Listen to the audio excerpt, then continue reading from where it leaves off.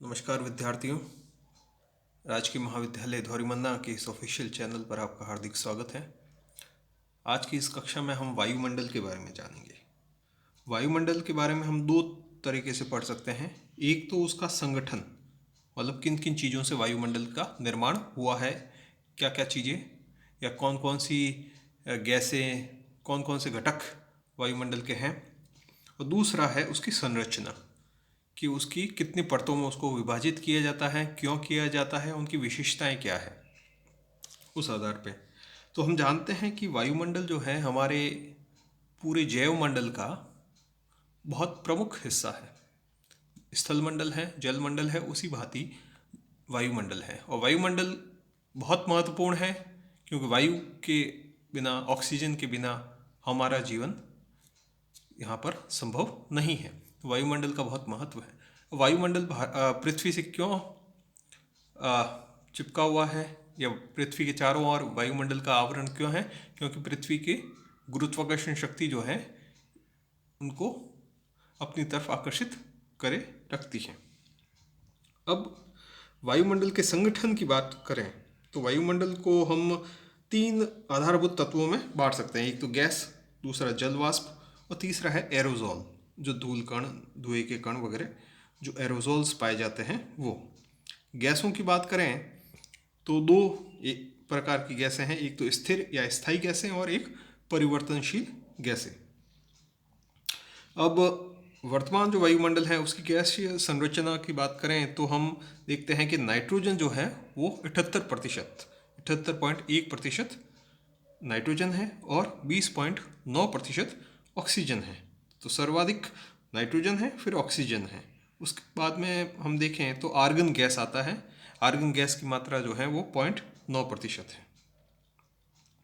इस तरह ये स्पष्ट होता है कि वायुमंडल के जो गैसीय संगठन है उसमें नाइट्रोजन, आणविक ऑक्सीजन और जो आर्गन है वो तीनों मिलाकर 99% उसका निर्माण करते हैं।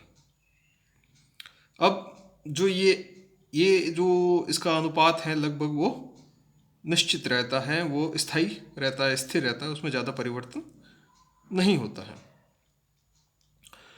परिवर्तनशील जो गैसें हैं उनमें हम यदि देखें तो एक तरीके से जलवाष्प का देख सकते हैं, कार्बन डाइऑक्साइड का देख सकते हैं, ओजोन का देख सकते हैं, हाइड्रोजन है, हीलियम है, नियोन है, जेनॉन है, क्रिप्टॉन है, मीथेन है। ये सभी ऐसी गैसें हैं जो कि परिवर्तनशील है। कार्बन डाइऑक्साइड की मात्रा निरंतर बढ़ रही है जो कि एक तरीके से पृथ्वी के लिए नुकसानदेह साबित हो रही है। उसी प्रकार से और जो ओजोन जो है वो प्राकृतिक रूप से भी निर्माण होता रहता है और नष्ट होता रहता है, लेकिन मनुष्य की क्रियाओं से इसकी भी मात्रा कम हो जा रही है क्योंकि CFC गैसें जो हैं, जो क्लोरोफ्लोरोकार्बन गैसें जो हैं वो उसको नष्ट कर रही थी और ओजोन की जो एक परत है उसमें छिद्र पाया गया था और वो उसके कारण अल्ट्रावायलेट जो किरणें हैं वो पृथ्वी तक पहुंच रही हैं और उससे पृथ्वी पर बहुत सारी दुविधाएं और नुकसान होता है। मीथेन गैस का बढ़ना भी नुकसानदेह है। तो इस तरीके से ये जो है ये परिवर्तनशील गैसें हैं।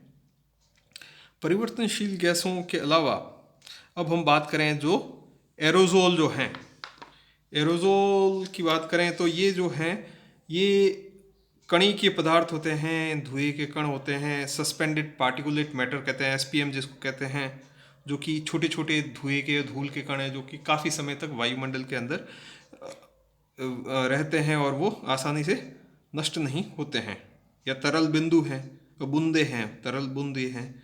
तो ये सभी जो हैं ये एरोजोल जो हैं वो भी, एरोजोल कई चीज़ों से हो सकते हैं, चाहे वो उल्काओं के विघटन से हो सकते हैं, विस्फोटक ज्वालामुखी उद्भेदन से हो सकते हैं, नाभिकीय विस्फोट से हो सकते हैं, प्रचंड जो धूल भरी आंधी आती है उससे हो सकते हैं। तो इन सब से धूल और धुएं के कण ये जो हैं ये होते हैं।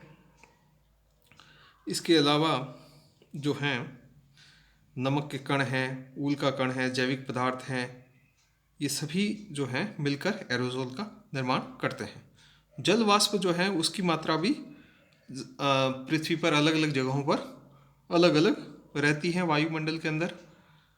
रेगिस्तान, जो उष्ण रेगिस्तान है, वहाँ पर सूखे की स्थिति रहेगी, जलवाष्प बहुत कम होगी, सागर के ऊपर जलवाष्प अधिक होगी वायु में। तो इस तरीके से संगठन की बात करें तो गैसें, एरोजोल जो प्रमुख हैं, और यदि हम बात करें जलवाष्प की, तो जलवाष्प की मात्रा जो है वो सकल जो जलवाष्प है वायुमंडल की, वो 90% से अधिक जो है वो तो वायुमंडल में 5 किलोमीटर की ऊंचाई तक ही पाई जाती हैं। और जैसे जैसे ऊपर जाएंगे वायु जलवाष्प की मात्रा कम होती चली जाती है। अब वायुमंडल की ये तो हमने पढ़ा है संगठन।